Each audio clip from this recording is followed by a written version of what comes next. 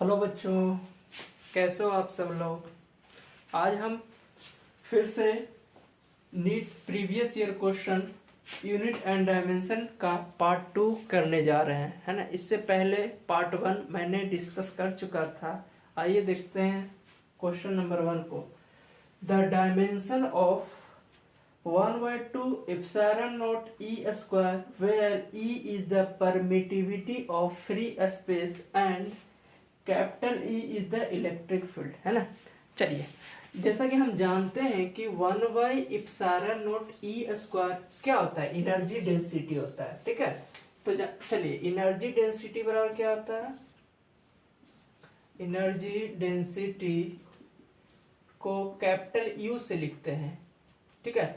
ये energy, total energy per unit volume को ही क्या बोलते हैं, एनर्जी डेंसिटी बोलते हैं, ठीक है। तो total energy per unit volume, ठीक है। चलिए, अब देखिए एनर्जी का डायमेंशन क्या होता है, एम एल स्क्वायर टी के पावर -2 होता है, ठीक है। वॉल्यूम का क्या हो जाएगा, एल क्यूब, ये क्या हो जाएगा, कटेगा, ठीक है। ये एल यानी क्या हो जाएगा, एम एल के पावर -1 टी के पावर -2, यानी ऑप्शन नंबर बी इसका करेक्ट हो जाएगा, ठीक है। चलिए, आइए दूसरा नंबर क्वेश्चन देखते हैं। Which two of the following 5 physical parameter have the same dimension, ठीक है। चलिए, ये क्वेश्चन कह रहा है कि जो 5 फिजिकल पैरामीटर दिया गया उसमें 2 का सेम डायमेंशन होना चाहिए। तो जैसा कि अभी मैंने निकाला है, ऑप्शन नंबर ए में क्या है, एनर्जी डेंसिटी। एनर्जी डेंसिटी मैंने अभी बताया, energy per unit volume is called energy density.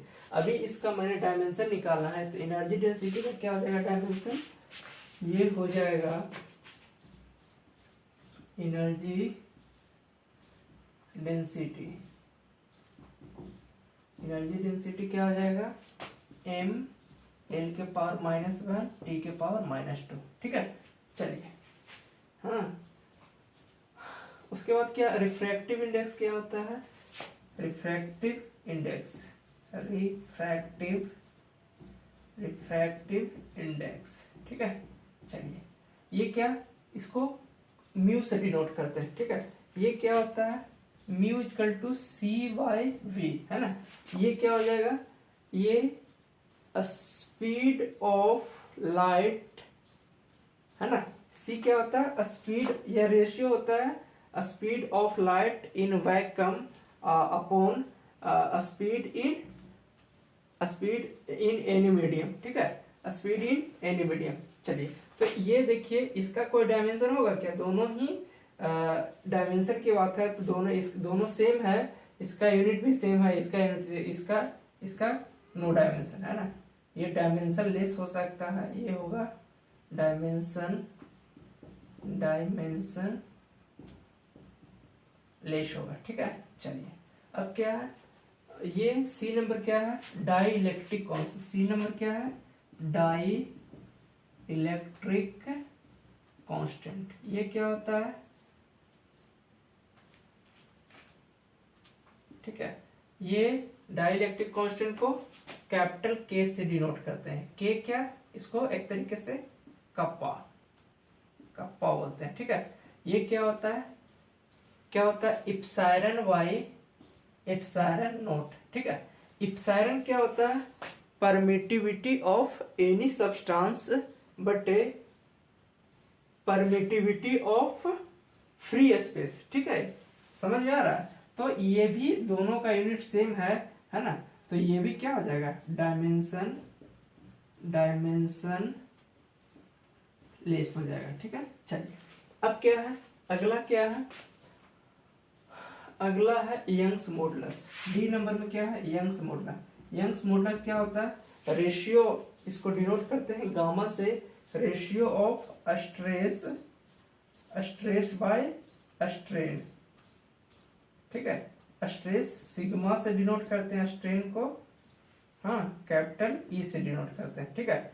चलिए, तो ये क्या हो जाएगा, स्ट्रेस बाय स्ट्रेन, यानी स्ट्रेन का कोई डायमेंशन नहीं होता है, ठीक है। स्ट्रेन का नो, ये क्या होता है, change in length bye original length, और स्ट्रेस क्या हो जाएगा, फोर्स पर यूनिट एरिया, ठीक है।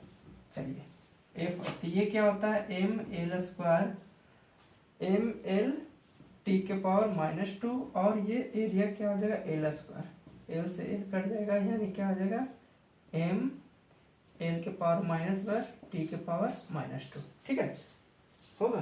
देखिए तो ये एनर्जी डेंसिटी और इसका दोनों का डायमेंशन सेम है, यानी ऑप्शन नंबर क्या हो जाएगा, ऑप्शन नंबर ए और डी। ए और डी कहाँ पे है, ठीक है, ए और डी, इसका सी इसका करेक्ट आंसर हो जाएगा। चलिए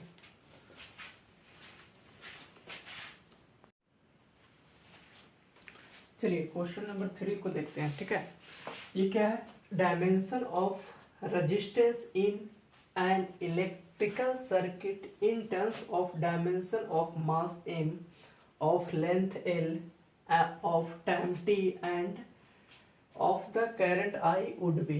ठीक है, जैसा कि हम जानते हैं ओम्स लॉ में हम क्या जानते हैं, ठीक है, कि V बराबर क्या होता है ना, रेजिस्टेंस V बराबर क्या होता है I इंटू आर। ठीक है, तो यहाँ से R बराबर क्या हो जाएगा V बाई आई। ठीक है, ओके। चलिए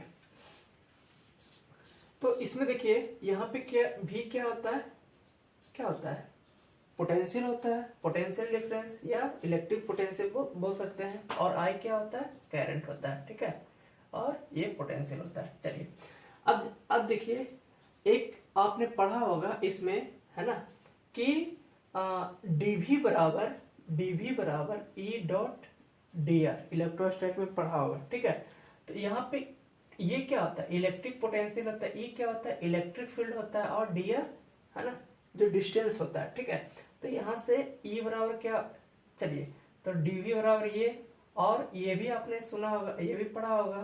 ठीक है, F बराबर Q इंटू ई होता है। ठीक है, चार्ज, और E क्या होता है इलेक्ट्रिक फील्ड, तो यहाँ से E इक्वल टू क्या हो जाएगा, ठीक है, E बराबर F अपॉन Q। चलिए राइट, तो यहाँ पे इसका वैल्यू सब्स्टिट्यूट कर देते हैं तो क्या हो जाएगा, यहाँ से V बराबर E F by Q into D R, या आर लिख सकते हैं। चलिए ठीक है, चलिए डी आर ही लिख दिए। ठीक है, अब देखिए इसका वैल्यू यहाँ पे मैंने पुट कर दिया। ठीक है, क्या हो जाएगा सब्स्टिट्यूट, ठीक है, पुट इक्वेशन 1। चलिए तो यहाँ से R बराबर क्या हो जाएगा, R बराबर V का वैल्यू F बटे Q, और ये डी आर तो डिस्टेंस है। ठीक है, डी आर बटे ये क्या हो जाएगा I। चलिए I क्या होता है, I करंट है, F अब यहाँ पे हम इसका डायमेंशन लिख देते हैं। F क्या हो जाएगा, F का क्या होता है एम एल टी के पावर -2। ठीक है, और डी एल है, डी आर है, डिस्टेंस है, एल होगा। ठीक है, और ये क्यू बराबर क्या होता है आई इंटू टी होता है। ठीक है, चलिए ये आई, अब देखिए क्या हो जाएगा, यहाँ से देखेंगे तो कुछ कटेगा क्या, चलिए ये क्या हो जाएगा टी टी, हाँ ये क्या है एल है टी है। ठीक है, और आई है। चलिए देख लेते हैं आर बराबर क्या हो जाएगा, ये एम तो होगा ही, है ना, L M L square, L और एल स्क्वायर हो जाएगा, ये टी। ठीक है, यहाँ पर भी टी है। ठीक है, तो टी के ये टी को ऊपर ले जाएंगे तो टी के पावर -3 हो जाएगा, और आई के पावर -2 कहीं है क्या, एम एल स्क्वायर टी के पावर -3 आई के पावर, ये देखिए ऑप्शन नंबर सी करेक्ट इसका होगा। ठीक है, चलिए अब नेक्स्ट देखते हैं क्या है 4th नंबर में, the dimension of universal gravitational constant are. चलिए ये ग्रेविटेशनल कांस्टेंट हम जानते हैं, ग्रेविटेशनल फोर्स इक्वल टू क्या होता है, ठीक है, क्या होता है F बराबर capital G m1 m2 by R square. ठीक है, चलिए अब यहाँ पे देखिए आपको निकालना क्या है, यूनिवर्सल ग्रेविटेशनल कांस्टेंट, जिसको हम कैपिटल G से डिनोट करते हैं, यानी कैपिटल G बराबर क्या हो जाएगा, ये F आर स्क्वायर अपॉन क्या हो जाएगा m1 m2। ठीक है, अब देख लीजिए, अब निकालिए g बराबर क्या हो जाएगा, g बराबर हो जाएगा m, डायमेंशन पूछ रहा है ml t के पावर -2 हो जाएगा और l स्क्वायर अपॉन ये m का स्क्वायर। ठीक है, m से m काटेगा, क्या हो जाएगा ये m के पावर -1 t के पावर -2 और l स्क्वायर। ठीक है जी, है क्या, m के पावर -1 t के पावर l स्क्वायर। ठीक है, m के पावर -1 t के पावर -2 और एल क्यू। हाँ, ये क्या हो जाएगा एल क्यू। ठीक है, देखिए ऑप्शन नंबर बी मिल रहा है। ठीक है, ऑप्शन नंबर बी मिल रहा है। ठीक है, क्वेश्चन नंबर 4 का बी ऑप्शन होगा। ठीक है, समझ में आ रहा है ना इसमें क्या है। चलिए अब आगे देखते हैं, अगला देखते हैं। ठीक है, चलिए, which of the flowing groups have quantity that do not have same dimension. ये कोई ग्रुप दिया है जिसका पूछ रहा है कि सेम डायमेंशन नहीं होना चाहिए। देखिए प्रेशर क्या होता है, फोर्स पर यूनिट एरिया, और स्ट्रेस सिग्मा। ठीक है, ये भी फोर्स पर यूनिट, यानी ये सेम ही है, ये सेम है।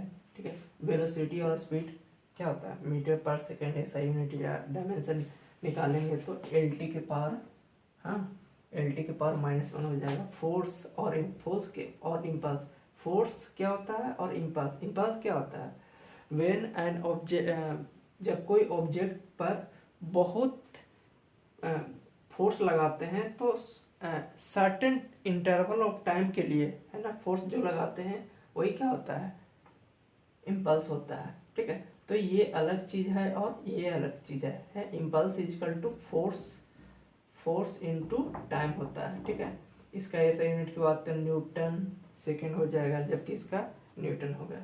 यानी क्या करा, ये इसका सेम नहीं है, यानी ऑप्शन नंबर सी इसका करेक्ट हो जाएगा। वर्क और एनर्जी का क्या होता है, डायमेंशन सेम ही होता है। ठीक है, ये इसका डायमेंशन ऑप्शन नंबर सी इसका करेक्ट होगा। ओके।